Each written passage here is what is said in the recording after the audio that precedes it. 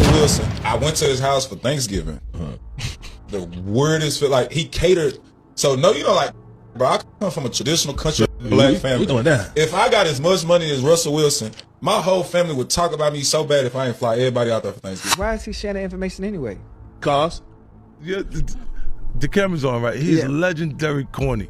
See, that's what, not chat. Now you see why I don't have a whole lot of mofos at my house. That was a video that obviously went viral. Me sharing my experience with what I had at a teammate's crib. But with that being said, I just would have to let y'all know, like, hey, look, I'm a kid from Dallas, Texas. I'm here to tell you right now, we don't care. Let me tell you, We don't care. Trevone Boykin, however you pronounce it, former teammate of Russell Wilson, went on a viral rant about Russell Wilson's family dynamics a couple of weeks back around Thanksgiving. Shannon Sharpe and Ocho Cinco rightfully shit on him for it, and now Trevone Boykin has responded. We'll talk about it right now on Doing It for GP. You can't handle the truth. As a home becomes a bond, strike to burn, and the flame returns. Here's Johnny. Welcome back to the channel. Your boy Matt back with some thoughts, with some opinions, with some reactions. Wipe your feet off as you come in, hit the like button if you so choose, and hopefully you stay a while. Shout out to the supporters. And with that said, let's take this walk. Okay, so if you haven't seen the viral rant I'm talking about, here's Shannon Sharpe and Ocho Cinco watching and reacting to the original video. You know, probably like 2.5 minutes. Russell Wilson, I went to his house for Thanksgiving. The weirdest, like, he catered. So, no, you know, like, bro, I come from a traditional country black family. We doing that. If I got as much money as Russell Wilson, my whole family would talk about me so bad if I ain't fly everybody out there for Thanksgiving. And I'm sponsored by an airline. Yeah. Maybe he's not close to his family. And maybe he not. But his mama wasn't there. Sisters wasn't there. You know what I'm saying? Like, and even though, like, it's still weird to me. I'm just still, even if you don't fool with your family, like, it's still weird to me on Thanksgiving. My family gonna do the food. This is what we gonna. If you the one with the money, we coming to your house. You know what I'm saying? Like, that part. That's what we gonna do. So to get over there and catch Russell Wilson, like, him, is literally him, Ciara Daddy, me, Noonie, Baby Future, the chef, 2 nannies, and 3 dogs. And Baby Future at that time was bad as hell. The camera's on, right? He's legendary corny. Hey, I got a question. I hope I got an answer for you too. Why is he sharing that information anyway? Cause, see, that's what, not chat. Now you see why I don't have a whole lot of mofos at my house. See, he worried about somebody else's family. Yo, black there. He invited you. Hey, He looked at you like family. And what you do? Turn around and come Got and talk down about real it. to mile. You think you telling something. Man, I went to Russell house, that mansion, it was weird. Yeah, because he had an outsider in there. That was the weird part about it. That's why you don't let people come to your house, chat. Nobody. First of all, no. Me and my brother had money. Guess what Thanksgiving was always at? Granny's house. Even though we couldn't get back, it was always going to be there. When we had a big lookout, Ocho, guess where it was? In Granny's backyard. Damn. Why?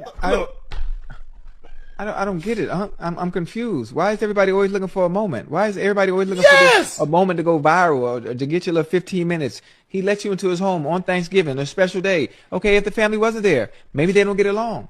Maybe they don't see the eye to eye. I mean, I don't get it. I don't get it either, Ocho. I don't understand. His family wasn't there, but you was there. But you take this opportunity now, years later, to talk about it. Because Russ ain't been in Seattle for a long period of time. Right. And now you bring this up. That's because you try to, guess who was there? All right, before I give my opinion, let Trevone Boykin speak for himself. First thing first, bro, we gotta address the elephant in the room. You know what I'm saying?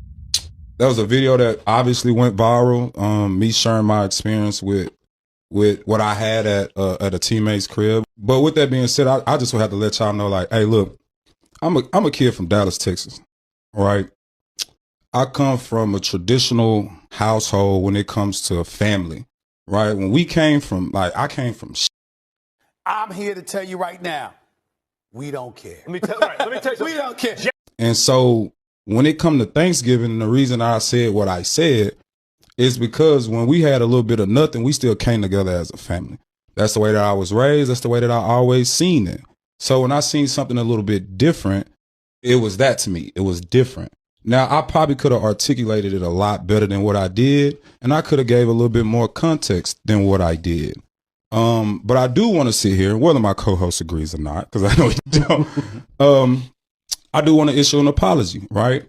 I felt like they didn't wake up and ask for that, Russ, Ciara, and especially Baby Future, right? This was a long time ago. I shared an experience that I had 10 years ago. It's a lot of things they don't wake up to. Right. It's a lot of stuff but I can only speak for me. Okay. Right.